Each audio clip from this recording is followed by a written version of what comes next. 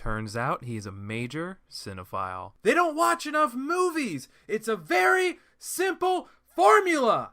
And here we go. Hello, everyone. This is Nick Knack Goes to the Movies, the Justice League Snyder Cut episode. We've been waiting for it for as long as we've known it's existed, but finally dropping today or tomorrow, depending on when you listen to this episode. Snyder Cut available, 4-hour plus Justice League version on HBO Max. Just saw it.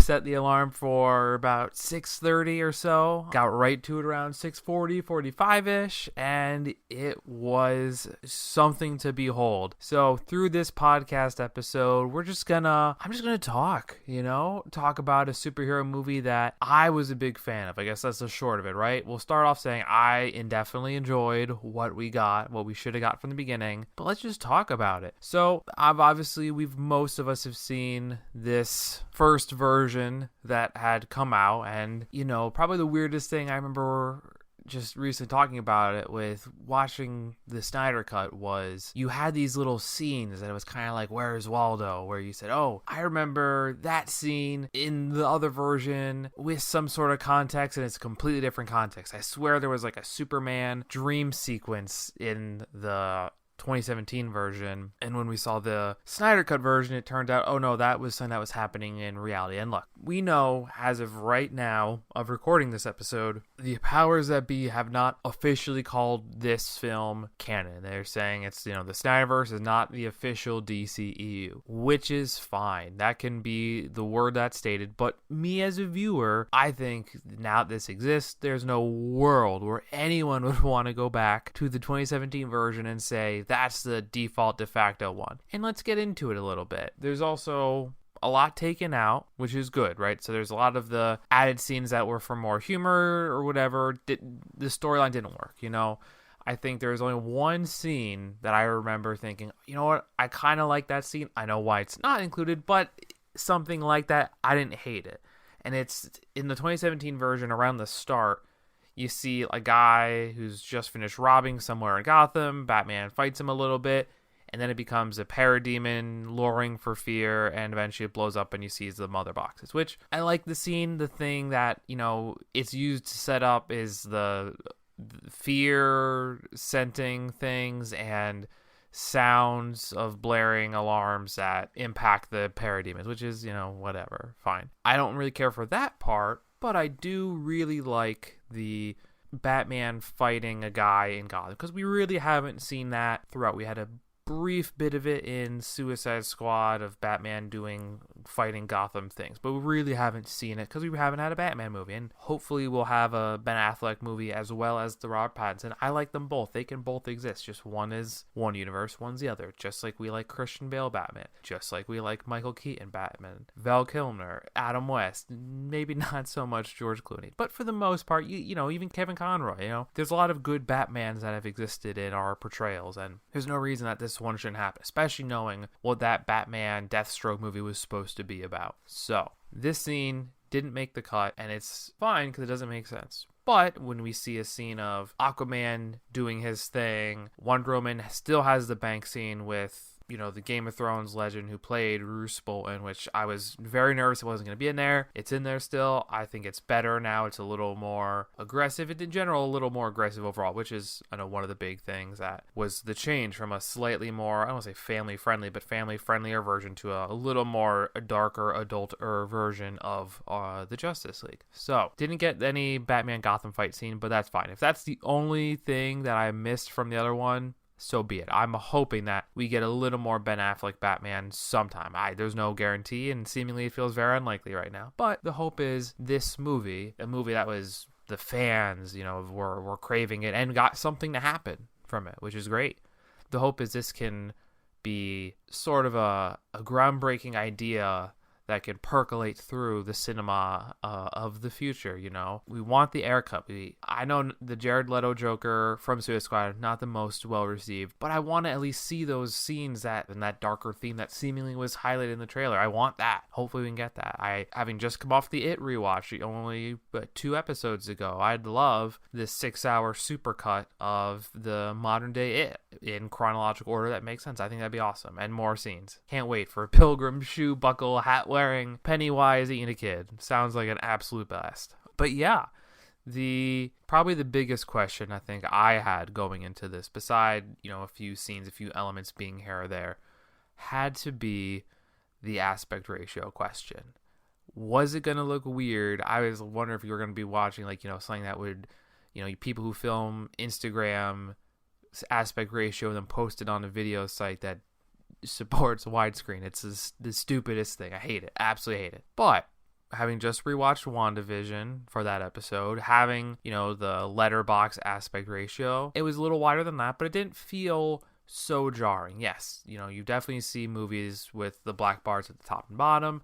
Little different seeing them on the sides, but not detracting from Justice League, the Snyder Cut, in any real capacity, depending on your TV. I would not recommend it on a phone, although that might feel right at home with the smaller aspect ratio, but on a, good enough size TV, not noticeably weird in the slightest. So now that we got through those little bits, and yes, the Russian family subplot is not in here, thankfully, which was probably the worst of the worst. And we'll get to the big change in the end act, because the end act, for sure, for me, was probably easily the biggest difference, beside the inclusion of a bunch of characters and some further developed plots. So, there are some scenes, the basic plot still exists. We still had Batman looking to find Aquaman. We still had Wonder Woman fighting the bank. We still had the same pieces that you would expect there to be. How we got there and the expanded parts are probably the most exciting. Now, we start right off, although this messes with the timeline a little bit of how to watch these movies. I like that we start right at the end of Batman vs. Superman with him dying, and we go immediately the ramifications of that. That death sound outcry was what called to the mother boxes at Themyscira, at Atlantis. It called to the different mother boxes, signaling the next big bad to come in this movie, which makes sense. I quite like it. It makes sense. The only thing that's a little unfortunate is how do you watch it now, knowing that you have the two Wonder Woman movies, first one, 1984, Man of Steel, Batman vs. Superman. What comes next is a little bit of the quizzical part, you could say. The Suicide Squad. You could say Birds of Prey right after that. Somewhere in there, Shazam lives. The assumption is Shazam lives when Superman is alive, so Shazam would have to happen after Justice League no matter what.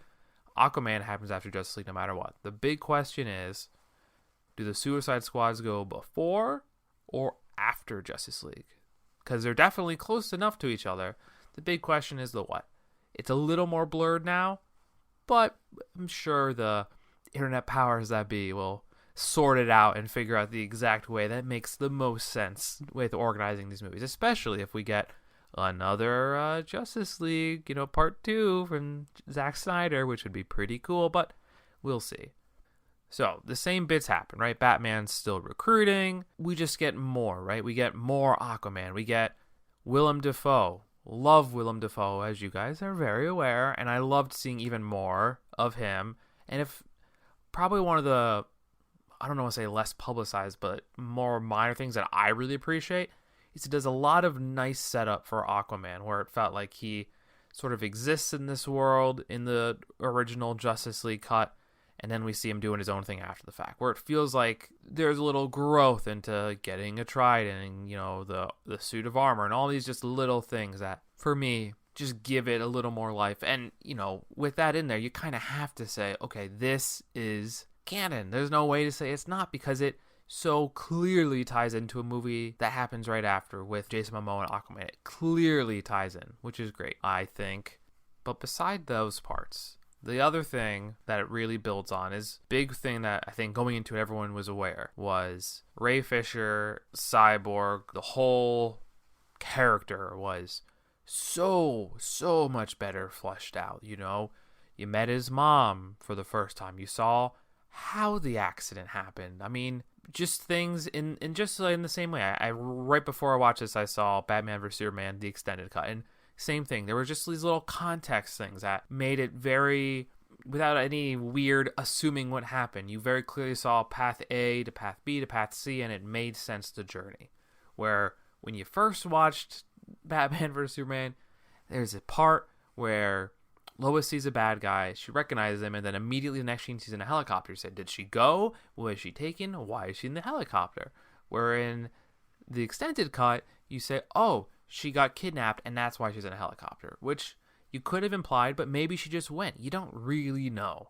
And it's nice to see, oh, it makes sense. And so much of Cyborg's character backstory was actually shown here. And the slow-mo football scenes, somehow they got Wisconsin's logo in there. Loved it. Thought it was awesome. And even in the same thing, in the Batman vs. Superman, you see, oh, there's the football game of, Gotham School and Metropolis's college playing on like ESPN College Game Day. It's just this nice little attention to details that Snyder weaves into his films that thankfully we get to see when he gets to make whatever he wants to actually make. And I know there was a lot of circumstances around this one, but for me, I'm just happy we got what he wanted to put out. I hope we get more. But Cyborg scenes, phenomenal. The exploration of his powers, very cool. Just more of him overall, phenomenal. I don't know if we get a whole lot more with Gal Gadot and Wonder Woman as a whole. I think what we get is nice. I mean, there is a lot of backstory that, unfortunately, she does become an exposition machine.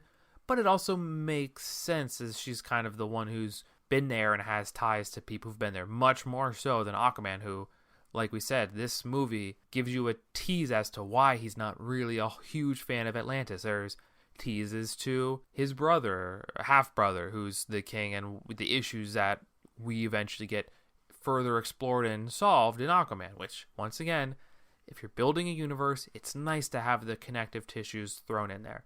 Because in the first cut, it 100% feels like we are jamming stories and characters in here to build things without really explaining them, which is why it took 1, 2, 3, 4, 5 movies before we got to Avengers. We got a Hulk that didn't really give a whole lot down the road, 2 Iron Mans, a Thor, and a Captain America, before we got to the team-up meeting, where here we had 1.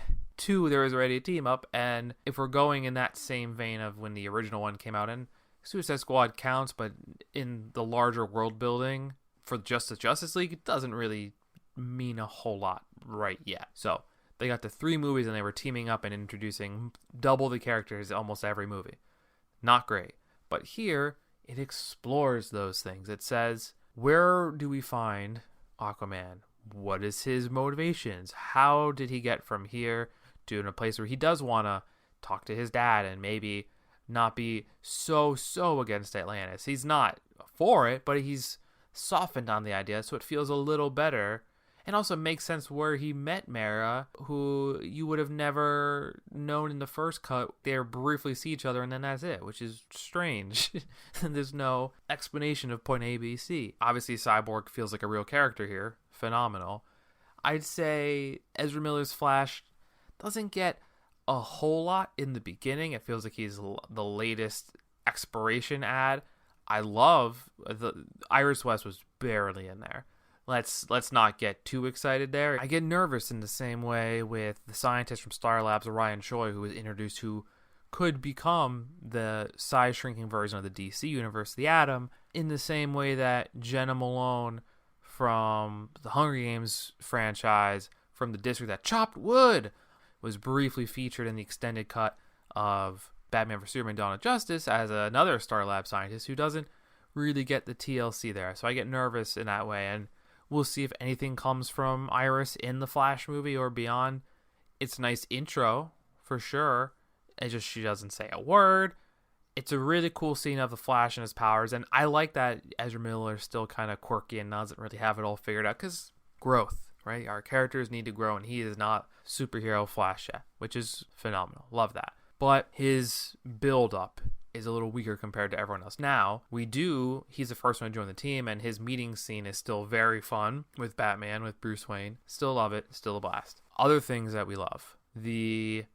Just the whole look. Thankfully, Ciarán Hinds is still the voice. I was a little nervous that his voice wasn't him acting when the trailers came out, but they just put effects on to make it a little more menacing, which does the job. He doesn't just sound like a guy in an alien body. He sounds like the alien in the alien body, right? But his design, so much cooler, a little more menacing as it should be. And same thing, he's not just a random guy. They give some plot and some subtext, you know. There's, you know, kind of his messenger to the big bad, who we briefly have seen at least in Darkseid, and his kind of emissary, and just having a little more building existing from just the whole thing. And every character feels like a real person, you know. I will say, and I've heard this a few times online as well, they're the MacGuffin hunt, right? So you want to having a thing to hunt for is fine. It works in Lord of the Rings. The whole point of that, you know, there's the Maltese Falcon. There's a lot of those things that exist, hunting for an object for a reason.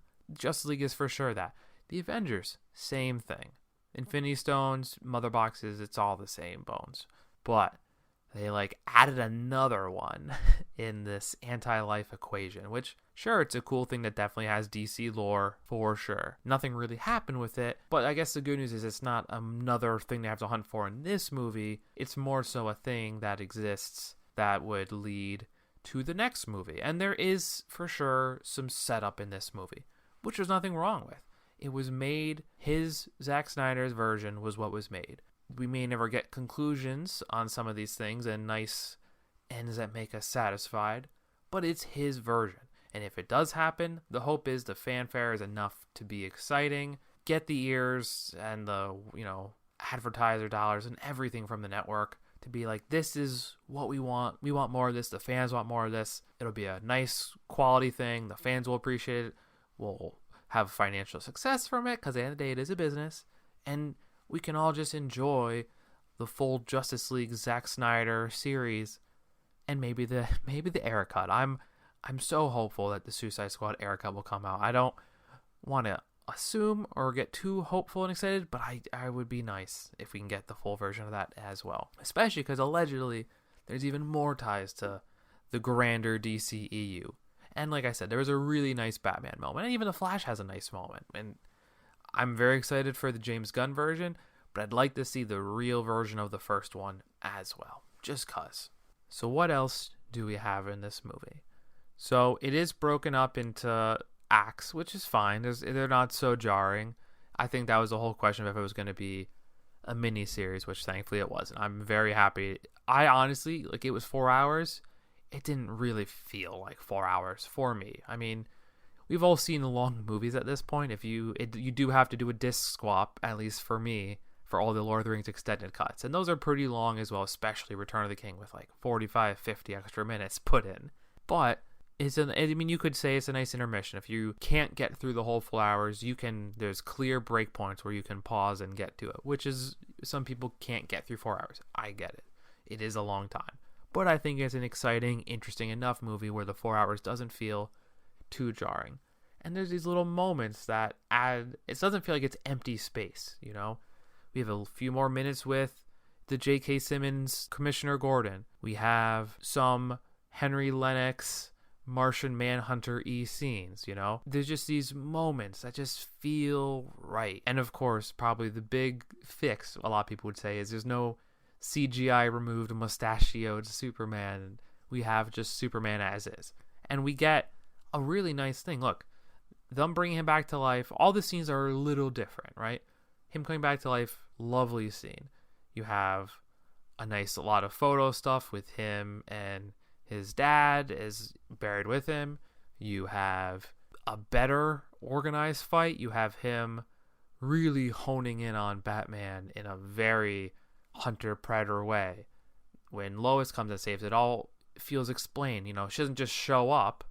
She's there because she's been shown as visiting the memorial all the time. She just happens to be there, and you have her interacting with cops, which is why there's cops there. It wouldn't just be cops at a random thing. It's moderately shown and explained before it just happens, where in the 2017 one, things just happen because they have to happen. It doesn't really work that way in the real thing, you know what I mean? Oh man, I was so happy watching this movie. I was ecstatic. If one scene didn't make the cut and because it didn't really make sense, fine, absolutely fine. what else can we have a fun discussion about in this Justice League off the cuff podcast? No notes on this one. Watched it, got a massage, came back, made some lunch. Here I am saying words about a very, very good add to the larger superheroes. Like, I'm probably going to watch it again. I don't know if it'll be today. I might not be able to commit 8 hours to the same movie twice in the same day. But I am sure I'll be coming back to that movie many times over. Cannot wait to buy the hard copy. Just excited to have this as part of my... I love to have the hard copies in movies. It makes me... It's like my collector thing. I mean, I'll watch them, but I like to have the hard copy as well.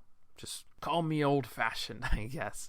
But Justice League, man, it was so good. And the last act, right, the thing that I want to get to, maybe we'll bounce around a bit, but I really want to talk about the last act. In 2017 Justice League, a lot of evil, we'll call it like plant root type things, is what it seems like. They're fighting parademons, but it doesn't really feel the same way. In this movie, the bad, evil entity is a ton of parademons, Steppenwolf. Nothing else. No, they're not fighting roots or just the spread of evil or whatever they were going for in the 2017 version. It all feels like a real thing.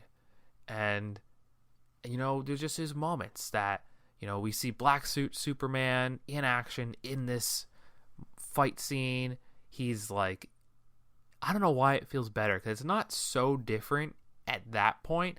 The buildup is very different because they're having to, fight a lot of individual aliens as they go. Everyone has clear, defined things they're trying to do. They have a plan to split up the boxes, and it's not just everyone pulling them. It relies on Barry, who up to this point has done things, but hasn't been that full hero mode yet. And when it seems like they failed, which I love that they fail initially, and it looks like Darkseid, Desaad, Granny Goodness, who at least is seen. We don't hear her ever, but I like the fact that that whole attention to detail of the group from Apocalypse, and having Barry have to change time in that scene, in that moment. He heals himself for his, all of his super cool powers are shown, and he doesn't just feel like the weird sidekick of the group. It feels like he's still figuring out he's a hero, but he has this power that is special and important, and very important to the end. Because of him changing reality a little bit, we get to the place where Superman and Cyborg and everyone else can tear apart those boxes back to 3 separate things instead of one merged thing. And in that moment, you feel like it's very clear that, oh, look, they're defeating Steppenwolf. They're doing. I mean, it was not easy, and they needed Superman to do it, but they did it. And they're almost concerned that the immediate greater threat is coming right through that Boom Tomb portal in 10, 12 seconds. You see the whole army lined up there ready to go. And because of the Flash, they're able to stop. And just like in the Thanos I'll do it myself moment after the first Avengers movie, seeing that tease of the enemy and horror to come, so good. So good. And what they didn't do as much development with the Flash early, they did so much good in the last act. And like I said, he was just moving the one Russian family and cars out of the way in the 2017 one. He's important in all the battles and all the fights, which is great. He should be important. He has awesome powers that are really cool, and it's nice to see them actually used. Same thing, they're using Cyborg to hack into technology, something that's explained throughout the movie, and how he can hack into the boxes because they're living machines, which is cool, as opposed to saying, pull these things apart and see what happens. Which, it felt like there was all these shortcuts looking back on the Justice League that we got versus Justice League that was initially planned and thankfully on display. Seeing this, I hope the people who are the critics of the 2017 version watch this and give it a chance. I love extended cuts. I think Zack Snyder does a lot of extended cuts I like. I did quite like the extended cut of Watchmen. I definitely like the extended cut of Batman vs. Superman. It wasn't as extended. The thought was Batman vs. Superman extended explained things a bit more and made things make sense. The Snyder cut is a whole nother movie. It's not just here's a movie that now makes sense. It is here is a good movie that the first one, toss it in the trash, rubbish, hot garbage, terrible. We don't need it. Dumpster fire of a movie. Now that we have this real version that has so many good things that I really like the Snyder cut. Also, back to the Superman black suit thing. And the first movie, we didn't see it. It was a deleted scene where he like looks at it and is like, oh, maybe next time, or something awful, which 100% reminded me of the Terrence Howard part in the first Iron Man, where he looks at a suit that's silver. It's not exactly War Machine, but it's like the pseudo almost there. He says, maybe next time. We never got next time, unfortunately. But I think Don Cheadle's a great job. I like Terrence Howard. If he was in Marvel Land, we may never have gotten Empire. And Empire might not be the best show in the world, but I really liked Empire for what it was. I wish we had gotten End. Dang you, COVID-19, not giving us a full, conclusive, emotional, aggressive, dramatic, violent end to Empire that we were promised in the flashback. Unfortunate, but we got what we got, and that's all we can ask for in that instance. Or any of the production's troubled, through this time, as everything's tough right now. But I can't wait. I'm hoping, we got Black Widow coming soon. Cannot wait to watch No Time to Die. I need No Time to Die, James Bond. I need it so bad. I want my new James Bond movie immediately, and I really hope it's good. In the same way as Black Widow, but I really want that new James Bond movie to come. If theaters open up and are safe to go, I know those are going to be definitely important, but that James Bond movie is going to be phenomenal, hopefully. So back to Black Suit Superman, which we thankfully got to see in all its glory. It's so good. Phenomenal. The resurrection story, everything that we wanted was seen in this moment. Thank goodness. Which is great. But the real question was, what characters were we going to see, right? Throughout the whole advertising of this, we said, okay, we're hearing voiceovers from Jared Leto. We're hearing voiceovers from every seeming character. Henry Lennox had some. We knew some of these characters were going to be in the movie. We weren't sure if they all were going to be in the movie or featured in some way. Jesse Eisenberg, same thing. The big question for me was Kevin Costner and hopefully Russell Crowe. I love Russell Crowe. We all know it. But I felt like there was a lot of advertising for Kevin Costner being a part of this movie. And he was in voiceover thought, which is great. And we definitely know that he has a large portion of time associated with his son. No doubt about it. Batman vs. Superman, he's there a little bit as well. And, not there, but there. And obviously he's a huge part of Man of Steel. Man of Steel for sure has its Russell Crowe moments. It doesn't really carry Russell Crowe into anything else with Batman vs. Superman. But in Justice League, there's a really nice voiceover scene with him kind of getting ready. Once he figures out who he is, he really gets there. And he has those voices from his two dads who both have some impact on his life. Obviously, more so the Jonathan Kent part versus the Jor-El part, but it's there. And I like that the voiceovers blend together, different characters, kind of hold a nice narrative message. I liked it. There's so much good in Justice League. I can't say enough. Is it the perfect movie? No, but what is? I have not given a movie 5 stars on Letterboxd yet. There's some that are real close in that 4.5, but nothing I've given a 5. Maybe I just don't feel like anything can be perfect. I don't know. I love Scream. I love the first Matrix. I love Coco. I really like this movie. I just don't know if anything is a 10 yet, or 10, 5 stars, however you want to go it. 0.5 stars exist, so they're the same to me. Got a lot of 7s and 6s on Letterboxd. There's a few bads, but I think there's like 9 or 10 9s that all I quite enjoy. And this is up there with me. It's crazy to think it. This is that good, I think. Big question now that I want to talk about, the future. Where do we go from here? Well, we introduced Martian Manhunter. Love it. Love that. And we saw him in his non-disguised version hanging out, chatting at the end of the movie with Ben Affleck's Bruce Wayne. Phenomenal. Wish he could have been here a little more, but this is supposed to be the tease. Obviously, the assumption was part 2, he would have been another member. Maybe we'd get a Green Lantern. We don't know. Oh, before we go to the future, I do want to go to the past, because I know we briefly touched on the Themyscira Diana parts, which is a lot of exposition, but the fight scene we caught. Oh, it was so much better without it being Steppenwolf as the main guy. Having Darkseid there and having so much more exposition and fight scene moments of the armies of Atlantis, the multiple armies of man, the armies of Themyscira, all fighting Darkseid, and there was a Green Lantern, and we got his arm cut off, and the ring flew around. Like, so many just cool moments in that historical fight scene flashback. It was Oh, it was so good. Oh, it was so good. And even when you think of flashbacks, the biggest thing from Justice League was, how did the mother box of man end up with Cyborg? We didn't really ever know. It just sort of was someday. And how did our scientist friend get it? We didn't really know. And then we say, okay, in this movie, they say, how do you have it? And thankfully, we get to see it in an interesting way. They have a lot of the technical exposition with Cyborg's characters, seeing him in the college football jacket pre-accident. And we say, okay, man buried it, the Nazis found it. The Nazis in media love to hunt for random relics. They do it in the Indiana Joneses. They do it in Captain America. It makes sense for them to do it here. So they dug it up, and eventually it found its way.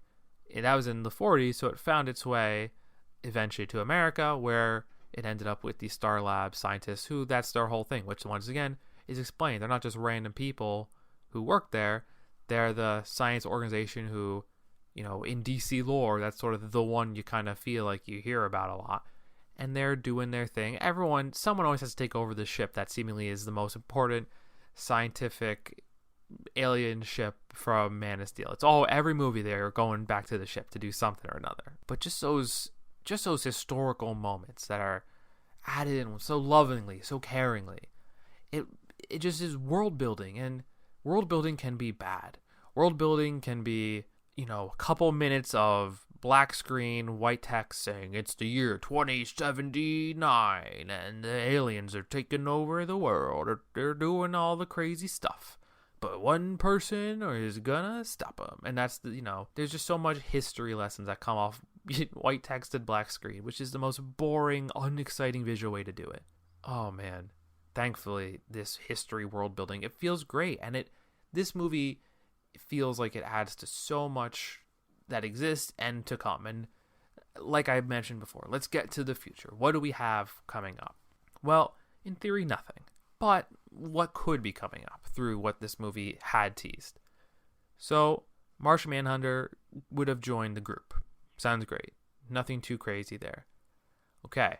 The Batman Joe Manganiello scene from the boat. Still there. Love it. But as opposed to randomly throwing Jesse Eisenberg and Deathstroke being, let's have a league of our own, extraordinary gentlemen, in Justice League to fight the Justice League. I know it's a thing. It's just goofy when compared to what you have. And in this movie, that's not the main villain. The main villain's clearly Darkseid as your Thanos. Jesse Eisenberg and Joe Manganiello's characters, they're more akin to like Crossbones and I don't want to say Justin Hammer, but like kind of like they're bad guys you got to deal with, but they're not your big bads you have to worry about. And here, instead of trying to say that's going to be the big threat, which clearly it's not, it sets up a solo movie, which is for much better, I think. It says, okay, business guy Jesse Eisenberg is going to mess around with business guy Bruce Wayne, knowing who he is as Batman. And now Joe Manganiello's Deathstroke knows that information as well, which would have set up seemingly a movie of Deathstroke coming to town and destroying and killing all those close to Batman and ruining his life. Seemingly similar to the probably best season of Arrow in season 2, where Deathstroke did the same thing to Oliver Queen. It was an awesome season, probably the best season of the show, and it would have been nice to see that shown in Batman world. And that could have once again been a clear, I would have liked to have seen that, and maybe Justice League 2, 1, 2, figure out however the part is, lead to the eventual, if he was going to die or leave Justice League and the DCEU, happen in that world and way. Have him have his 2-movie bang. He brought the team together, and then now, he died either through the small screen Deathstroke, or that moment has him grow and become some sort of part of the sacrifice character that we got in Iron Man in Avengers Endgame, right? It kind of would have worked. That was my thought, as what could have been. Didn't happen, but could have been. So, throwing it out there, that's thing one. What else did the future hold? Well, like I said, clear path forward to Arthur Curry's arc that we already saw in Aquaman, but it's nice to see it build. That would have been there for sure. What else did we get? Well, probably the big one, right, is beside the tease of showing Darkseid existing and that coming, which is for sure an issue that they will have to deal with, and they're very aware that that's an issue they have to deal with. But in that world, and I remember I saw a few of these scenes, I was like, wow, where's the nightmare scene? There's a part where they're talking about it. In this chair, he saw Barry Allen. I was like, where's the nightmare scene? I know it exists because they've been advertising it. Where's the Jared Leto Joker? Where's Mohawk wearing Deathstroke? Where's this Barry Allen part? You know, you're waiting for all these moments, and there's no post-credit scene. It is some music. There's a different version of Hallelujah, which is fine. I like the trailer version better, but there is a version in this credits as well. But what we really get, the big part, is when it finally happens. You're seeing what the post-apocalyptic world looks like. And clearly, the build they're going for is Superman and Darkseid are working together. Because there's parademons working for him. That's what it looked like, at least from the Dawn of Justice version. Here, we don't see that partnership. We see it a little bit. We see a moment in the post-apocalyptic world before the big scene that we're all hoping for, with Superman and Darkseid seemingly working together. But the part we get, it's so good. We have, I guess, something we see a few characters' deaths. We saw Wonder Woman being burned at a pyre. We see Aquaman, who's King of Atlantis in this futurescape, be killed. So we only have Batman, Cyborg, and the Flash left. We have Mara, and I don't want to get too much in her because there's a lot of controversy around the actress portraying her. So she's there. It's cool that the character is there, but I don't really want to get too much into the actress because it's not really worth it. And Deathstroke looks great. No one really does a whole lot in this scene.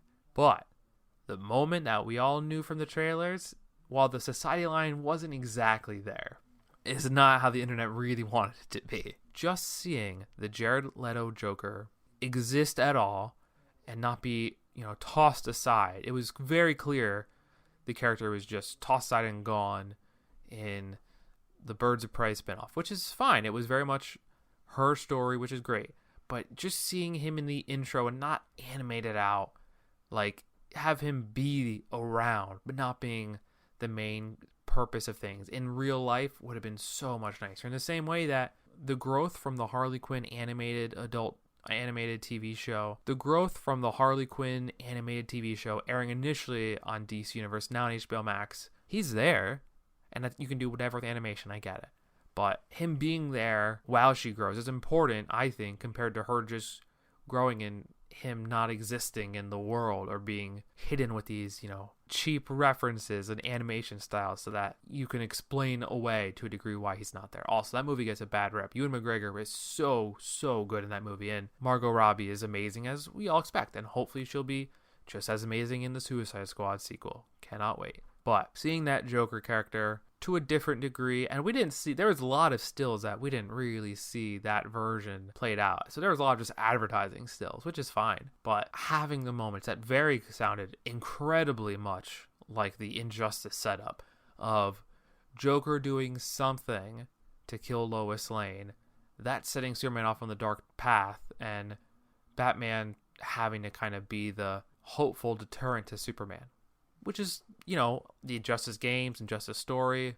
It's a great story, and the games are a lot of fun to play. Well, I've only played the first one. Sadly, Injustice 2 is not available on the Switch, and that is my modern-day system. So I can always enjoy the first one until I PS4 or PS5 it. But seeing that tension of the Joker making another nod at Batman/Bruce Wayne, his parents being killed, and bringing up, but more importantly, that he indeed was the one who killed Robin and rubbing it in his face. And there was rumors that in Justice League Part 2 or the Batman movie, we would have seen it happen, which, gosh, we've been begging to see that. I mean, unfortunately, it took this long to see Batman and Joker in the same movie, which is crazy, and it's in a post-apocalyptic brief cutaway. But just having it all, and look, this was one of the reshoots, but this was a very, very cool and good reshoot to have.